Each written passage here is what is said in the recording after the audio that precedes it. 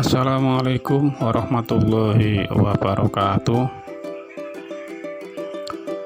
Adik-adikku sekalian yang berbahagia,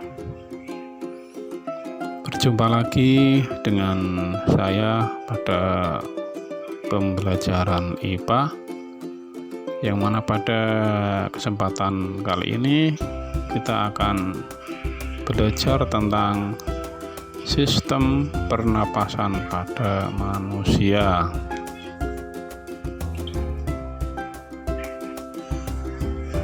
Assalamualaikum warahmatullahi wabarakatuh. Adik-adikku sekalian yang berbahagia, berjumpa lagi dengan saya pada pembelajaran IPA, yang mana pada kesempatan kali ini mari kita pelajari dulu apa yang dimaksud dengan bernapas. Bernapas adalah menghirup oksigen atau O2 dan melepaskan karbon dioksida atau disebut dengan CO2. Proses pengambilan oksigen dan pelepasan karbon dioksida yang dilakukan makhluk hidup dalam proses pernapasan disebut dengan istilah respirasi.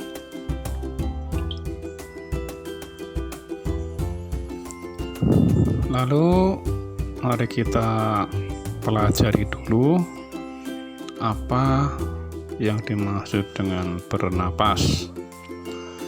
Bernapas adalah menghirup oksigen atau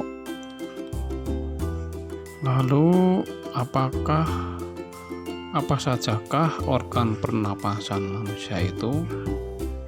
Sebagaimana yang kita lihat bersama, di situ ada hidung, kemudian tenggorokan atau disebut dengan trakea, kemudian bronkus, bronkiolus, dan alveolus.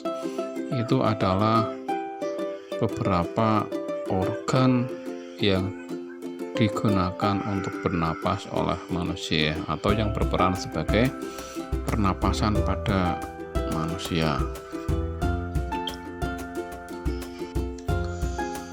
Organ pernapasan yang pertama adalah hidung. Di dalam rongga hidung terdapat rambut-rambut dan selaput lendir yang fungsinya adalah sebagai penyaring, penghangat, dan pengatur kelembaban. Organ pernapasan yang kedua adalah tenggorokan.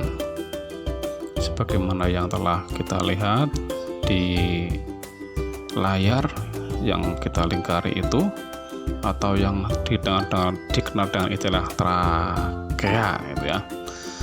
Tenggorokan adalah tempat keluar masuknya udara yang disalurkan ke paru-paru kanan dan kiri.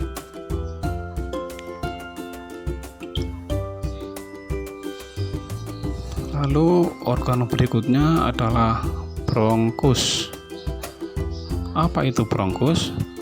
Bronkus adalah organ pernapasan manusia yang menjadi jalur udara menuju ke alveolus, tempat terjadinya pertukaran udara. Sebagaimana yang tertera pada gambar yang ditunjuk oleh gambar jari, itu adalah gambar daripada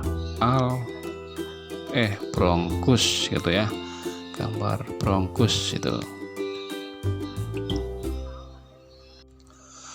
Lalu organ yang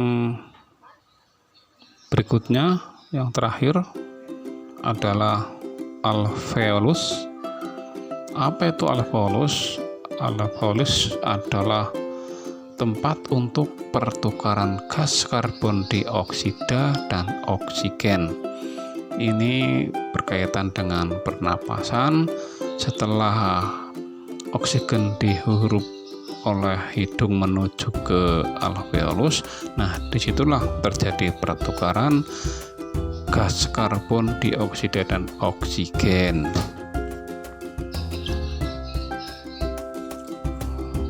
Oke, adik-adik sekalian, untuk materi berikutnya adalah kita pelajari tentang gangguan pernapasan pada manusia. Itu sudah tertera gambar sebuah paru-paru, yang mana gambar yang pertama adalah paru-paru yang sudah terkontaminasi dengan penyakit paru-paru atau penyakit TBC. Sementara yang lain atau gambar yang satunya lagi itu adalah gambar paru-paru yang masih normal, artinya tanpa adanya penyakit. Mari kita pelajari gangguan apa saja yang terjadi pada pernapasan manusia. Yang pertama, contohnya adalah gangguan pernapasan yang disebut dengan asma. Asma merupakan gangguan pernapasan dengan gejala sukar bernapas. Biasanya penyebabnya adalah alergi, atau bisa juga psikis, atau yang lebih sering atau yang lebih banyak adalah karena penyakit turunan. Lalu gangguan pernapasan yang kedua contohnya adalah asidosis. Apa itu asidosis? Asidosis adalah merupakan gangguan pernapasan yang disebabkan oleh peningkatan kadar asam bikarbonat dan asam karbonat dalam darah. Ini tentunya sebuah gangguan penyakit yang menyebar lewat darah, akan tetapi berefek kepada pernapasan. Lalu gangguan pernapasan yang berikutnya adalah TBC atau paru-paru. TBC merupakan gangguan pernapasan pada manusia yang disebabkan oleh timbulnya bintil-bintil pada alveolus akibat infeksi bakteri. Bakteri apa? Bakteri Mycobacterium tuberculosis.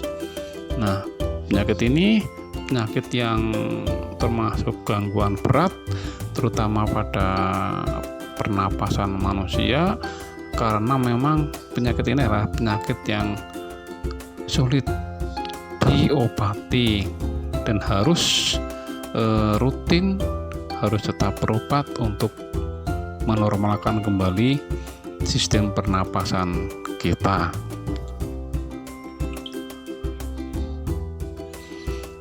Lalu gangguan berikutnya adalah emfisema. Apa itu emfisema? Emfisema merupakan gangguan pernapasan yang disebabkan karena hilangnya elastisitas alveolus. Yang seharusnya alveolus itu elastis, itu karena berkurang atau mungkin keras dan sebagainya, sehingga pernapasan yang tadinya lancar menjadi terganggu dan bisa mengakibatkan sesak napas atau tidak nyaman bernapas.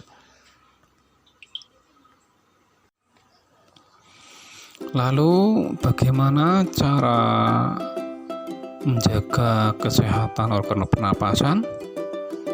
Mari kita pelajari, kita lihat bersama-sama. Untuk menjaga terjadinya gangguan saluran pernapasan dapat dilakukan dengan cara yang pertama, menjaga pola hidup sehat. Contohnya adalah dengan berolahraga teratur. Kemudian yang kedua adalah konsumsi makanan yang bergizi.